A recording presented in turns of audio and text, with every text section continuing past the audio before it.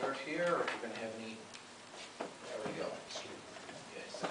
When I had this at work, it had a font that looked just like the page on the right, and then I got it home, and I don't have that font, so it's this plain, bland little font, but I had it all nice and written like, this is the front page of one of the books at the church in my ancestral town. I'm going to get to that part, hopefully toward the latter end of this discussion. I see familiar faces, I see people I don't know.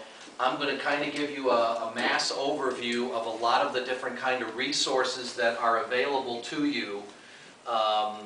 As far as, there's not going to be a lot of specific detail on using each one, because then we'd be here till about 7 or 8 o'clock tonight. And but I do want to make sure that I cover. If I forget, somebody point out and say, hey, talk about the 1940 census, because that is going to be coming up. If this talk was a week from now, we'd be able to talk about it online, but it's not released to the public till April 2nd due to the privacy rules.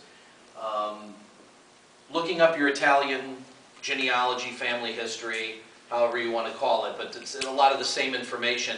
The genealogy that was looked up, that Tony did, he then put into a narrative and turned it into a family history. And I know there's another discussion on Friday, April 13th, where there's going to be other people also besides us who are going to talk about different ways to make that information more palatable and more understandable to family members. But I want to talk about how do you get the data first, because you got to have something to be able to present to them. There are American records that we need. When everybody starts their first day of their Italian genealogy, the first thing they need to figure out is, okay, who am I, who are my parents, who are my grandparents, and more to the point, who is my immigrant ancestor? Some people in this room, it might be themselves. They may be the immigrant. To some, it's their parents. In my case, it's my grandparents. But in order to figure out where we're from, and by the way, my grandaunts and everybody told me, my Italian grandfather left the family, so I didn't get to talk to him about this. But his half-sister says, our family is from Bari. Okay, well, that's great. If I had just run off and tried to find records from the city of Bari, I would have been frustrated, given up, and taken up like needlepoint or something. I don't know what I would have done. So it's a good thing, because they tell you that you're from a big city. I mean, if you're talking to somebody from Virginia, you probably say you're from Chicago, even if you're not, because what does Vernon Hills mean, or what does Stone Park mean to somebody who isn't familiar with the area? So you end up telling people it's the big city. So the first thing you need to do is you need to find the tiny little community in Italy where your family came from. You need to use American type of records, the paper trail they leave here, to find that. And then the family history centers will end up having Italian records that we need to use here in the United States. People, I've actually gotten calls and emails from people who I've never met before who say, I'm going to Italy in 2 weeks and I need to start my family history, help me out. And I'm like, well, go to Italy, put coins in the Trevi Fountain, go to the Grotto of the Popes, and go, and don't bother with your genealogy on this trip. You're not ready, okay?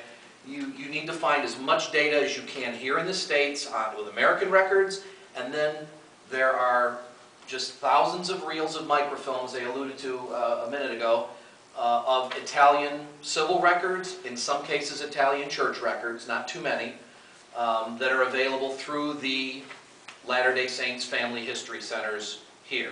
Okay, I'll try to name the ones I can remember. We've got Chicago Heights, we've got Schaumburg, Buffalo Grove. Even the Arlington Heights Public Library is sort of a family history center. They can have films sent from Salt Lake City to that public library.